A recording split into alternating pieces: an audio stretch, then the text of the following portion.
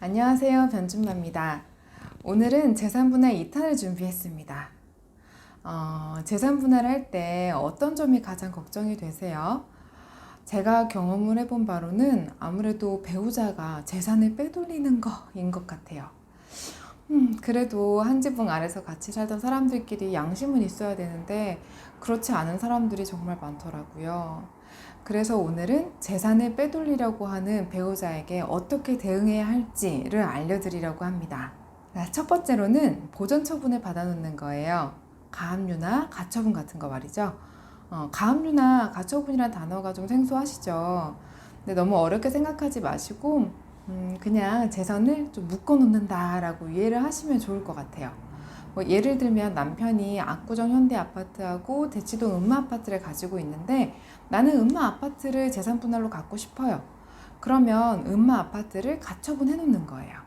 일단 가처분 결정이 나면 남편은 음마아파트는 처분할 수가 없게 돼요. 그러니까 뭐 팔 수도 없고요. 뭐 전세도 못 줘요. 다만 소송이 끝날 때까지만. 근데 정말 이것만큼 확실한 게 없겠죠. 못 팔게 해버리는 거니까요. 나중에 소송에서 내가 이겨서 음마 아파트를 가져라! 라고 판결이 나오면 나는 그냥 저 음마 아파트가 이미 묶여 있으니까 남편이 안 주려고 버텨도 뺏어올 수가 있어요. 가압류는 가처분하고 조금 다르긴 한데요. 근데 가압류는 현물이 아니라 금전에 대한 부분이라서 남편이 그 금전 가치만큼을 법원에 공탁을 해서 가압류를 소멸시킬 수는 있어요. 대신 그만큼의 돈이 법원에 복원되어 있겠죠.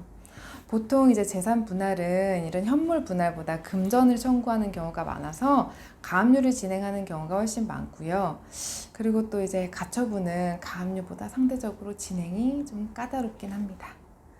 여하튼 소송을 하시면서 가압류나 가처분은 진행을 해놓으면 좋아요. 두 번째로는 사회행위 취소 소송을 제기할 수가 있어요. 말이 어렵죠. 네, 예를 들자면 남편이 나한테 재산을 주기가 싫어서 재산을 다른 사람하고 짜고 매매 형식을 취해가지고 명의를 돌려버렸다라고 가정을 해볼게요. 근데 명의가 달라졌으니까 이제 남편 재산이 아니게 되잖아요.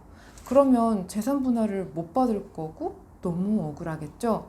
그런데 이런 경우에 우리는 남편이 재산 분할을 하지 않기 위해서 이 재산을 빼돌린 거다. 즉 사행이다 라고 주장을 하면서 현재 소유자에게 소송을 할 수가 있는 거예요. 그래서 그 소송에서 남편의 행위가 사행임이 밝혀지고요. 현재 소유자도 그 사실을 알고 있었다를 입증을 하면 소유권이 이전된 그 행위가 취소가 되고 원래의 소유자인 남편한테 재산이 이렇게 돌아오게 되는 거죠. 그런데 사실 사행위 취소까지 진행을 하는 건 좀 번거롭고 어려움이 있어요. 현재 소유자가 남편의 은닉행위를 알았어야 함을 입증하는 과정이 필수적인데 이게 밝히기가 좀 어렵거든요. 그리고 모든 증거가 있다고 해도 소송을 하나 더 진행하는 그 비용과 시간이 들게 될 테니까요. 세 번째로는 은닉한 재산을 찾아서 재산분할 대상에 포함을 시켜서 판단을 받는 거예요. 그러니까 만약에 이혼 소송을 하기 직전에 남편이 집을 처분하거나 아니면 예금을 다른 사람한테 이체를 해버렸어요. 그러면 이 재산들은 없는 게 되느냐? 그건 아니라는 거죠. 집을 처분을 했다면 매수대금을 받았겠죠. 그럼 그 돈을 재산분할 대상에 포함하고요. 만약에 말도 안 되는 저가에 매도하거나 이유 없이 증여를 했다면 재산 은닉이라고 보고 시세대로 주장을 해봐야 돼요. 예금도 마찬가지예요. 몇천억 단위의 돈을 이혼소송 직전에 출금을 하거나 이처리를 해버렸어요. 그러면 어디다가 사용했는지 상대방이 사용 출처를 밝혀야죠. 그런데 밝히지를 못한다면 이 돈도 이따 셈 치고 재산분할 대상에 포함시켜 달라고 주장을 하는 겁니다. 네, 이렇게 상대방이 재산을 빼돌리는 걸 사전에 예방하거나 사후에 처리할 수가 있어요. 가장 좋은 건 가압류나 가처분을 미리 해두시는 건데요. 근데 참 저도 변호사로서 어려운 게 이런 보전 처분을 할 때 아무래도 돈이 들잖아요. 당연히 수임료도 추가가 될 거고 솔직히 수임료보다 무서운 건 등록세, 교육세 이런 기타 비용들이에요. 근데 요즘은 부동산이 워낙 상한가인지라 자산 규모가 몇십억씩 되는 경우가 너무 많은데요. 우리가 몇십억의 부동산에 대해서 보전 처분을 하려면 기타 비용들만도 정말 상당하거든요. 그러니까 마냥 하셔라 라고 할 수가 없죠. 그리고 또 하나 문제가 보전 처분도 진행을 하는데 기간이 필요하잖아요. 오늘 진행해 주세요 라고 하셔도 저희가 오늘 당장 신청을 하기가 어려워요. 이 신청이 신청서 한 장 그냥 내면 되는 게 아니고 소장보다 더 신경을 써야 되거든요. 근데 신청을 저희가 아무리 빨리 해드려도 법원에서 판단하는 기간이라는 게 또 있잖아요. 그런데 만약에 결정이 나오기 전에 처분을 해버렸다면 좀 난감한 일이 발생을 하는 거죠.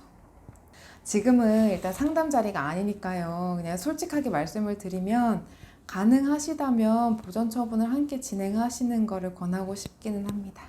오늘은 배우자가 재산을 빼돌리려고 할 때의 대처 방법을 알려드렸는데요. 그럴 일이 있어서는 정말 안 되겠지만 조심하셔서 나쁠 건 없으니까요. 잘 기억을 해두셨다가 현명하게 재산 분할을 해내시기를 바랍니다.